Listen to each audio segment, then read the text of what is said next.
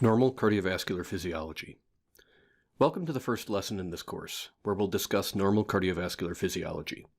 My name is Jim Lavelle, and I'm an associate professor of medicine at the University of Colorado School of Medicine. Before we can talk about abnormal physiology in shock, we need to review our foundation in normal physiology. Here we have the heart. The upper chambers, the atria, contract to prime the ventricles with blood, which they pump through the great vessels, the aorta and the pulmonary artery. Let's trace a path of a blood cell through the cardiovascular system. Blood enters the right atrium through the superior and inferior vena cava and is pumped into the right ventricle. The right ventricle ejects that blood through the pulmonary arteries to the lungs.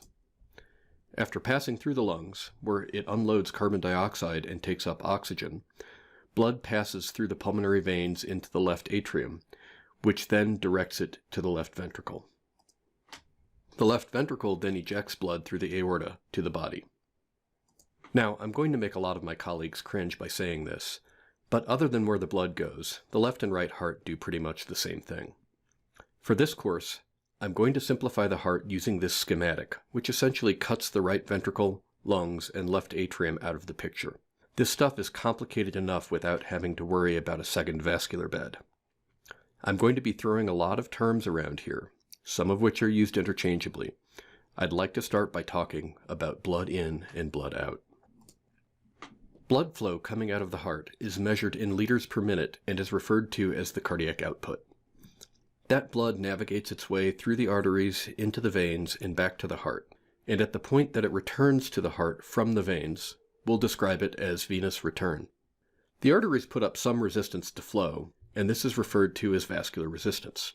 Pretty straightforward so far, right? I'm going to take you back to Physics 101 now, and before your eyes glaze over, I'd like you to envision the cardiovascular system like an electrical circuit.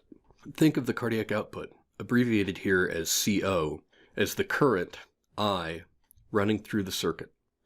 Think of the vascular resistance, here abbreviated as SVR, with the S standing for systemic as opposed to P for pulmonary, like the resistance R generated by a resistor in the circuit. Finally, think of the pressure difference, abbreviated as delta P, generated as the cardiac output flows through the vascular resistance, as the voltage V that drives current through the electrical circuit. We relate cardiac output, vascular resistance, and blood pressure in the same manner as we relate current, resistance, and voltage in the electrical circuit using Ohm's law. Thus, the change in pressure across the vascular bed equals the cardiac output times the vascular resistance, just as the voltage across the circuit equals the current times the resistance. Rearranging algebraically, the cardiac output equals the pressure difference over the vascular resistance, just as the current equals the voltage over resistance. I'd like to introduce some other terminology that is used when talking about the cardiovascular system. The venous return is sometimes referred to as preload and generally reflects the volume of blood in the system. The vascular resistance is often referred to as afterload.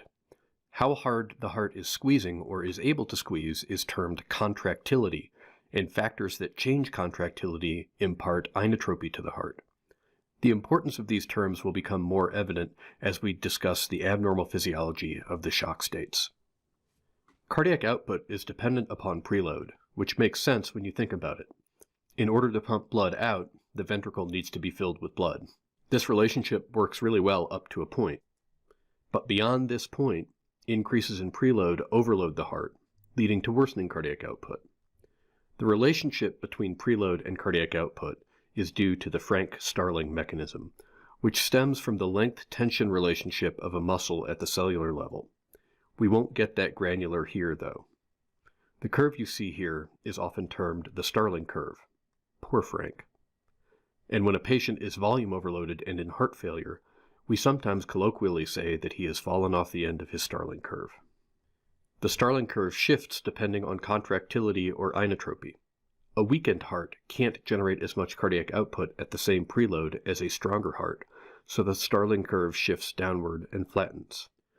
This is what we see in heart failure, and we'll talk more about this when we discuss cardiogenic shock in the next lesson.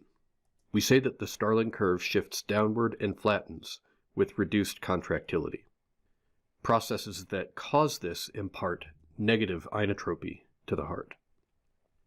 We refer to drugs that reduce contractilities, such as beta blockers and certain calcium channel blockers, as negative inotropes. Conversely, the Starling curve can shift upward in some states, like exercise or administration of certain medications. Any process that increases contractility shifts the Starling curve upward and steepens the slope. Processes that increase contractility impart positive inotropy, and we refer to drugs that increase contractility, like dobutamine or milrinone, as inotropes. We usually leave off the positive part. We've hit a lot of critical material here, and you'll begin to see the importance in the next lesson. Think of this schematic of the cardiovascular system when you are thinking of cardiovascular physiology, and it should help.